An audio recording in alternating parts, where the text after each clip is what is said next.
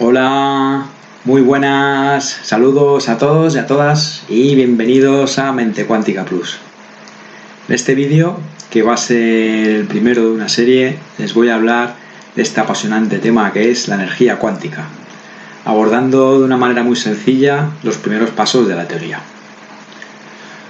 Para empezar, a modo de introducción, podemos decir que es a partir de principios del siglo XX, con el aumento de precisión de los instrumentos y aparatos de medida, lo que propicia la posibilidad de hacer experimentos mucho más complejos, que permiten ver ya de forma fehaciente el comportamiento, y aquí está la clave cuántica, el comportamiento de las pequeñas partículas subatómicas. Más allá de la composición de los átomos, aquello que nos explicaban de forma teórica, sobre la estructura nucleica que estaba formada de protones y neutrones y los electrones alrededor del núcleo, más allá de eso, lo que hace el fenómeno cuántico es poner de manifiesto el comportamiento diferencial de estas partículas más pequeñas que forman parte del átomo. Y este fenómeno comienza a tener voz propia cuando los físicos de la época se dan cuenta, observan que estas micropartículas tienen un comportamiento distinto del que ellos hasta entonces pensaban. Cronológicamente, ya en el siglo XVII, en el siglo XVII, surgen las primeras teorías acerca de la naturaleza de la luz.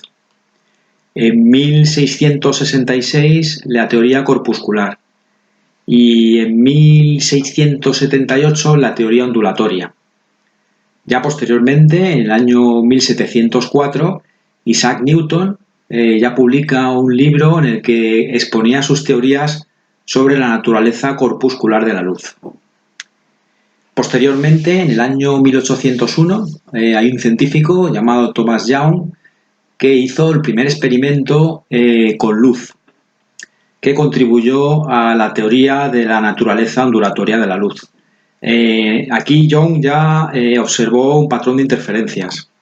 Este experimento podríamos decir que es la versión 1.0 del famoso experimento de la doble rendija. Y para los que no lo conozcáis, lo podéis ver en una búsqueda en el navegador, ponéis experimento doble rendija o doble ranura y aparecen unos cuantos. Es interesante de ver. Y ya a principios del siglo XX nombraré a dos científicos, aunque la lista es muy larga, pero nombraré a dos que apuntaron los primeros conceptos de la teoría cuántica.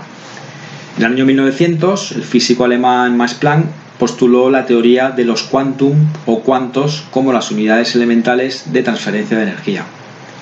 Y en 1905, Albert Einstein fue quien impulsó esta hipótesis utilizando la teoría de los cuantos para explicar el efecto fotoeléctrico. Y a partir de aquí es cuando se produce un punto de inflexión y podemos decir que se inicia la teoría cuántica. Aunque realmente es la suma de contribuciones de todos los científicos anteriores al siglo XX, y como comentaba antes, gracias a los avances a nivel técnico, lo que posibilita este salto, pero podemos decir que es en este punto cuando la teoría cuántica empieza a despegar. Ya posteriormente, en el año 1961, se realizó lo que podríamos llamar la versión 2.0 del famoso experimento conocido como doble rendija. Aquí se utilizaron electrones y ya pudieron ver de forma fehaciente el carácter de dualidad onda-corpúsculo de las partículas subatómicas. En esa especie de batalla que había años atrás entre científicos que estaban con la teoría ondulatoria unos y corpuscular otras, pues bueno, al final queda de manifiesto que todos tenían razón, ¿no? Cada uno en su parcela, pero todos tenían razón. Y posiblemente lo que no tenían en aquella época eran los medios para poder haber llegado a las conclusiones que llegaron a principios del siglo XX. Posteriormente, en el año 1974, un grupo de científicos liderados por un físico italiano, Pier Giorgio Merli, reitera con otro experimento que podíamos llamar como la versión 3.0 de la doble rendija, reitera otra vez la dualidad onda-corpúsculo de las partículas subatómicas. Esta vez el experimento ya se realizó todavía de forma más concluyente, puesto que se utilizó un cañón que lanzaba los electrones uno a uno. Y después, más adelante, en el año 1989, se realizó otro experimento liderado por unos científicos japoneses y apoyado por Hitachi.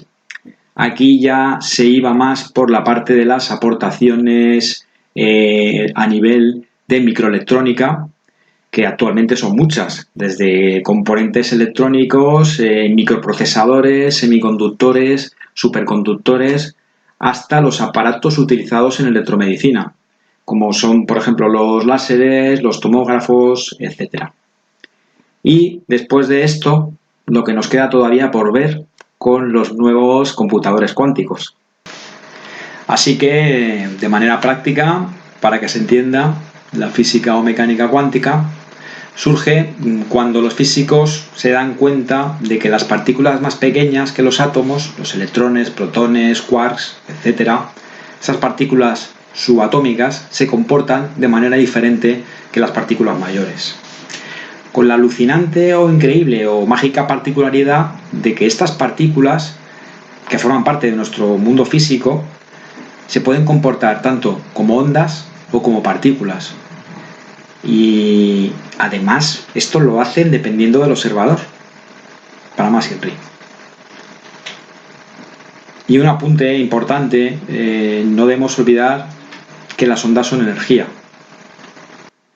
¿Qué ocurre llegados a este punto? Pues que los físicos se dan cuenta de que estas micropartículas de las cuales está hecha la materia que todos conocemos y que podemos tocar, no son materia en realidad, sino energía. En el año 1918, el físico Max Planck, que ya hemos hablado antes de él, calificado como uno de los padres de la mecánica cuántica, junto con Einstein, Schrödinger, muchos otros también que contribuyeron, en 1918 recibe el Premio Nobel de Física por su descubrimiento de la naturaleza cuantizada de la energía. Y ahora les voy a leer lo que dijo al recibir el premio. Como un hombre que ha dedicado toda su vida a la ciencia más clara, el estudio de la materia, les puedo decir, como resultado de mi investigación de los átomos, lo siguiente. No existe materia alguna. Toda materia se origina y existe solo en virtud de una fuerza que lleva a las partículas de un átomo a vibrar y mantiene todo unido en este diminuto sistema solar. Debemos asumir que detrás de esta fuerza existe una mente consciente e inteligente. Esta mente es la matriz de toda materia. Podemos decir que la conclusión es que el universo físico es en esencia no físico y que todos estamos conectados. Pero aquí ya entramos en otro apasionante campo, que es el del entrelazamiento cuántico, del que les hablaré en otra ocasión. Bueno, espero que les haya gustado. Saludos y hasta la próxima.